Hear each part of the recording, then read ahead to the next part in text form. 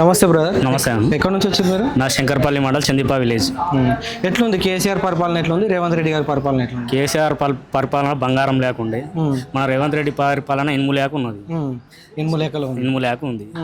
రుణమాఫీ లేవు, ఇండ్లు రావు, పింఛన్లు టైంకు లేవు, ఉద్యోగస్తులకు నెల నెల జీతాలు రావు, వాటరు సమస్యలు ఊరు ఇవన్నీ జరుగుతూనే ఉన్నాయి. ఇప్పుడు రుణమాఫీ నేను చేస్తున్నా, హరీష్ రావు నువ్వు రాజీనామా లెటర్ రెడీగా పెట్టుకో అని చెప్పేసి షరతు పెట్టేసుకుని సవాల్ విసురుకున్నారు. ఇప్పుడు రుణమాఫీ మీకు కాలేదంటారా? అయిపోయిందని చెప్పిండు. రుణమాఫీలు ఎవరు కాలేవు. 100 మందిలో 10 మందికి చేస్తారు రుణమాఫీ. మొత్తం అయిపోయినట్టు కాదు కదా. 100 మందిలో 90 మంది కన్నా కావాలి. 100 మందిలో 10 మందికే చేశారు. ఆ 10 మందికి చేసి మేము చేసినామంటే ఎవరికి చేశారు మీరు? ఎవరు చేయలేరు. ఆ 10 మంది మొత్తానికి 100 మందిలో 10 మందికి చేశారు మీరు, అంతే. ఇప్పుడు రైతు భరోసా కరెక్ట్ టైంకి పడుతుందా మీకు? ఏది లేదు. రైతు భరోసా పడతలేదు, ఏది పడతలేదు. ఓన్లీ ఏంది చెప్పడి వరకే, మాటల వరకే ప్రభుత్వం ఉంది. అది చేతుల ప్రభుత్వం కాదు. కేసీఆర్ గారు ఇలా లేకుండే టైం టు టైం పడ్డాయి, టైం టు టైం రైతులు హ్యాపీ గుర్రు, ప్రభుత్వ ఉద్యోగులు హ్యాపీ గుర్రు, అందరు హ్యాపీ గుర్రు. ఇప్పుడు అది లేదు. అందరు ఎందుకు వేసాము, ఈ కాంగ్రెస్కి ఎందుకు ఓటు వేసినామాట అని చెప్పి ఇప్పుడు నెత్తి కొట్టుకుంటున్నారు అందరు. 6 గ్యారంటీలు మీకు అన్ని అమలు అయ్యాయా? ఏది అమలు కాలేదు. ఇల్లు అన్నారు, కళ్యాణ లక్ష్మి అన్నారు, అవి కూడా వస్తలేవు. కళ్యాణ లక్ష్మిలు కూడా వస్తలేవు. ఇదేంది 2500 ప్రతి మహిళకు 2500 అన్నారు, అవి కూడా లేవు. పెన్షన్ లేవు. 4000 అన్నారు. సాధారణ సర్టిఫికేట్ మా ఇంట్లోనే చెప్తా, మా ఫాదర్ ఉంది సాధారణ సర్టిఫికేట్ వచ్చి మస్తు రోజులైంది, ఇంతవరకు పింఛన్లు లేవు. ఏమన్నా అడితే పింఛన్లు ఇంకా వస్తలేవు, కొత్త పింఛన్లు వస్తలేవు అని చెప్తున్నారు. ఫ్రీ కరెంటు 500 ఏది లేవు. 500 సిలిండర్ లేదు, ఫ్రీ కరెంటు లేదు. 200 యూనిట్లు అంటానంట. 200 యూనిట్లు అవి వచ్చినప్పుడు పోతే మండల ఆఫీస్లో ఉండి ఆడుకోండి ఈడుకోండి అని తింపుడు తప్ప పనులు మాత్రం లేవు. ఎట్లా అనిపిస్తుంది మొత్తానికి కేసీఆర్కి, ఈయన రేవంత్ రెడ్డి గారికి ఎట్లా అనిపిస్తుంది? కేసీఆర్ పబ్లిక్ కోసం పని చేసిండు, రేవంత్ రెడ్డి వాళ్ళ కోసం పని చేసుకుంటుండు, వాళ్ళ కోసమే పని చేసుకుంటుండు. కేసీఆర్ ఏమో పబ్లిక్ కోసం పని చేసిండు, ప్రజలు ప్రతి ఒక్కరు మంచిగా ఉండాలని చెప్పి. రేవంత్ రెడ్డి ఏమో వాళ్ళ కోసమే పని చేసుకుంటుండు. వరి ధాన్యం విషయంలో కూడా 500 బోనస్ అని చెప్పేసి మాట తప్పిర్రు వాళ్ళు. అంతా అయిపోయినాక సన్నధాన్యానికి ఇస్తామంట అని చెప్పారు. అంతకుముందు ఏమో ప్రతి వరి ధాన్యానికి గింజకి ఇస్తామని మాట్లాడారు. తర్వాత ఏం చేశారు, మేము సన్న ఒడ్లకనే చెప్పాము బోనస్, దొడ్డు ధాన్యానికి చెప్పలేమని చెప్పి మాట్లాడారు. వాళ్ళకు ఇవ్వలేరు, వీళ్ళకి ఇవ్వలేరు, మాటలతోని కప్పిపుచ్చేసారు అది. రేవంత్ రెడ్డి గారు మాట తీరు ఎట్లుంది, కేసీఆర్ గారు మాట తీరు ఎట్లుంది? రేవంత్ రెడ్డి మాట తీరు చూడడానికి వెళ్ళడానికి అంతవరకు. కేసీఆర్ అలా కాదు. కేసీఆర్ మాట ఇచ్చిండంటే తప్పకుండా చేసిండు అన్ని. వీళ్ళు ఒల్రి వెళ్ళిపోకడం అంతే. రేవంత్ రెడ్డి వీళ్ళందరూ పబ్లిక్ కోసం అంతవరకే, ఒల్రిరు వెళ్ళిపోయారు అంతవరకే, నలుగురు చూస్తారు అంతవరకే. కేసీఆర్ అలా కాదు. ప్రతి ఇంటికి చెందింది ప్రతి ఒక్కటి ఏదో విధంగా. కిట్టు కానీ, కళ్యాణ లక్ష్మి కానీ, రైతు బంధు కానీ, రైతు భరోసా కానీ, రేషన్ కానీ, రైతు బీమా కానీ, ప్రతి ఒక్కటి ఏదో ఒక రూపకంగా ప్రతి ఇంటికి చెందింది. రేవంత్ రెడ్డి ఏవి చెందుతలేవు ఇంటికి, ప్రతి ఇంటికి. వాళ్ళే తిట్టుకోనికి సరిపోయింది ఇప్పుడు ప్రభుత్వం. వాళ్ళు తిట్టుకోనికి సరిపోయింది ప్రభుత్వం, కానీ పబ్లిక్ పనిచేద్దామని లేదు ఇప్పుడు వాళ్ళకి. నేను తెలంగాణని నెంబర్ 1గా చేస్తున్నా, రైజింగ్ తెలంగాణ, ఇంకా 20 ఏళ్ళు నేనే ఉంటా అని ప్రతి టీవీ డిబేట్లలో కూర్చున్నప్పుడు ఇట్లా ఏదైనా ఇంటర్వ్యూలు వచ్చినప్పుడు కూడా ఆయన చెప్తున్నాడు. ఇప్పుడు ఈ గురించి మీరేమనుకుంటున్నారు? ఈ 5 ఏళ్ళు వాళ్ళు పడిపోకుండా చూసుకోమని రేవంత్ రెడ్డి సార్ని కూడా. 5 ఏళ్ళు సీఎం పదవి నుంచి వాళ్ళు పడిపోకుండా చూసుకోవాలి అంతవరకే. వాళ్ళు నెంబర్ 1 స్థానం కాదు, నెంబర్ లాస్ట్ తీసుకుపోతారు. వాళ్ళ దగ్గర ఇంకో 10 ఏళ్ళు ఉంటాయి తెలంగాణ. 9 సంవత్సరాలలో కేసీఆర్ ఎక్కడో తీసుకొచ్చి ఇచ్చిండు మన తెలంగాణను. ఈ 2 సంవత్సరం కూడా 1 ఇయర్ కంప్లీట్ అయింది అంతే. 1 ఇయర్ కంప్లీట్లోనే ఎక్కడో వెళ్ళిపోయింది తెలంగాణ. ఇప్పుడు చూద్దామంటే కూడా వచ్చేటోళ్ళు అట్లా అయిపోయింది మనకు. ఈ హైడ్రా పెట్టడం వల్ల ప్రజలకు మంచి జరిగిందా, చెడే జరిగింది? పబ్లిక్ ఇప్పుడు లేనోళ్ళ కొట్టిర్రు, ఉన్నోళ్ళని ఏమన్నా అంటే కోస్ట్ తెచ్చుకురు, అది తెచ్చుకురు, ఇది తెచ్చుకురు అని చెప్పి మాట్లాడారు తప్ప లేనోని ఉన్నోని ఏంటన్నా గులగొట్టిరా, గులగొట్టిరు. వాళ్ళు స్టే ఉంది, అది పేదోళ్ళనే గులగొట్టిరు అన్న. వాళ్ళ బ్రదర్ది కూడా ఇప్పటి వరకు కూడా, వాళ్ళ బ్రదర్ది ఇంతవరకు ఎంబడే గులగొట్టాలి. ఫస్ట్ వాళ్ళు చాలు చేసి వేరే వాళ్ళు చేయాలి. కోర్టు నుంచి స్టే ఆర్డర్ తెచ్చుకోరు అని చెప్పి ఆపేసిండు. అంటే వాళ్ళైతే స్టే ఉంటుంది, ఇతరులు అంటే వాళ్ళకి బలం ఉంది, వాళ్ళు తెచ్చుకోరు. ఇతరులు బలహీనుడు, ఎంతనన్నా కొడితే పడతాడు అంతే. ఇక మీది కొత్త పెన్షన్ కూడా లేదు ఇప్పుడు వరకు. ఒక వికలాంగులకు లేదు, ఎవరైనా చనిపోయిన భర్తలకు లేదు, భార్యలకు లేదు. చాలా దారుణం ఉంది. ఫ్రీ బస్ అయితే వస్తుంది కదా మీకు. ఏం చేసుకోండి కాదు, ఎవడే కాదల్లా, ఎవడెక్తాడు దాని వల్ల? రోజు ఎక్కుతారమ్మా. వ్యవసాయం చేసిన లాభం ఉందా? నేను మొన్న మేదిపట్నం వచ్చా బస్సు కండక్టర్ ఏమంటుండు, ఆడ మొత్తం లేడీస్ ఇలా పడ్డరు, ఆపకు వెళ్ళిపోయినట్టు అని చెప్తుండు బస్సు డ్రైవర్.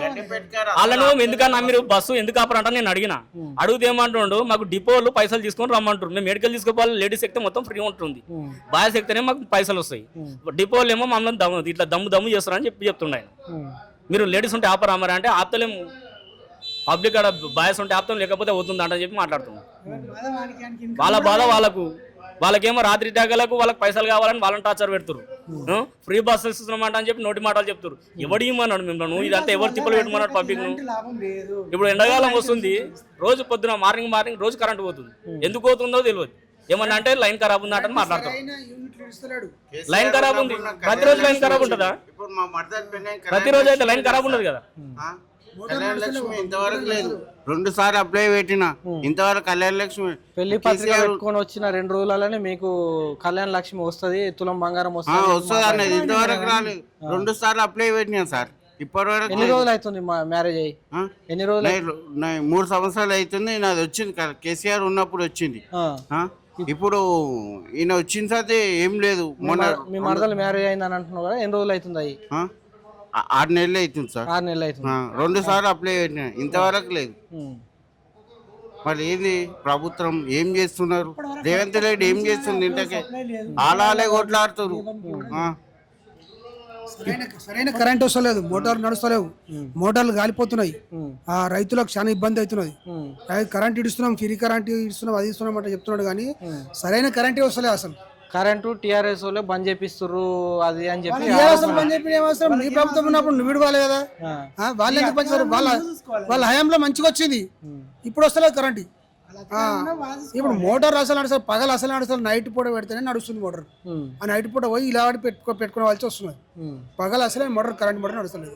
రైతులకు చాలా ఇబ్బంది అవుతుంది. రైతులకు మళ్ళీ చెప్తున్నాడు, అనౌన్స్మెంట్ చేస్తున్నాడు, చెప్తున్నాడు కరెక్టే, కానీ అది చెప్పినంత పూర్తి అయితే లేదు పని. డబుల్ బెడ్రూమ్లు ఎవరికి ఇచ్చిండు సార్? డబుల్ బెడ్రూమ్లు ఎవరు? అవి కేసీఆర్ కట్టిండు. కేసీఆర్ కడితే నువ్వు వచ్చి నేను పంచుతున్నా అంటే నువ్వు ఒక బెడ్రూమ్ కట్టి నువ్వు వంచనీకి ఎవరు సోమాని వంచుతున్నావు? నువ్వు కోటరాజులకు అప్లై చేయాలంటే నువ్వు ఉన్న 4 ఊళ్ళు 100 ఇండ్లు ఉంటే 2కి ఇచ్చి నువ్వు కొట్లాడ పెడుతున్నావు. ఊర లిస్ట్ మారి ప్రతి ఒక్క ఇంటికి వచ్చి నువ్వు రాసి నువ్వు ఇప్పుడు రాసిన ఇల్లు లేని వాళ్ళు ఎవరెవరు అంట అని చెప్పి ఒక ఇప్పుడు గవర్నమెంట్ ఎంప్లాయీ వచ్చి ఎంక్వైరీ చేయాలిగా, అది లేదు. ఏదో నువ్వు నామకే వాస్ మెమో పంపిస్తుంది, ఆ మెమోలో కూడా ఏం చెప్తారు వాళ్ళు, ఇవి గ్యారంటీ కాదు మళ్ళీ లిస్ట్ వస్తుంది అని చెప్తారు. వచ్చిన వాళ్ళు కూడా డబుల్ బెడ్రూమ్ కట్నే ఇచ్చినావు. ఎవరిని మోసం చేయదని చెప్పి ప్రతి ఇంటికాడ నువ్వు పేపర్ తీసుకొని వచ్చి ప్రతి ఒక్కరిని ఫోటో తీసుకొస్తాయి, ఉన్నాను చూస్తే లేని చూస్తే అందరూ చూస్తాయి. నువ్వు ఏం సర్వే చేసినట్టు నువ్వు మొత్తం అట్లా అంత ఇబ్బంది పెట్టదు కదా. మొత్తం ఊర్లో ఇంకోటి చేయాలి, ఫస్ట్ పేపర్ అవసరం లేదు, లేనో చూసి అప్లై చేసుకో పేపరు. నువ్వు అందరితోనే రాపించుకుంటు, ఊరందరూ ఇచ్చారు. ఇప్పుడు నాకు ఇల్లు ఉండదు లేదని కాదు, నాతో కూడా అప్లై చేయాలి, రాపించుకుంటు, నాతో ఫోటో కొట్టించుకుంటు. ఇంకో లేనోని పరిస్థితి ఏం కావాలి? వాడిని కూడా ఫస్ట్ అలా ఉన్నోనికి ఏమో, కానీ లేనోని కూడా చూసుకోవాలి.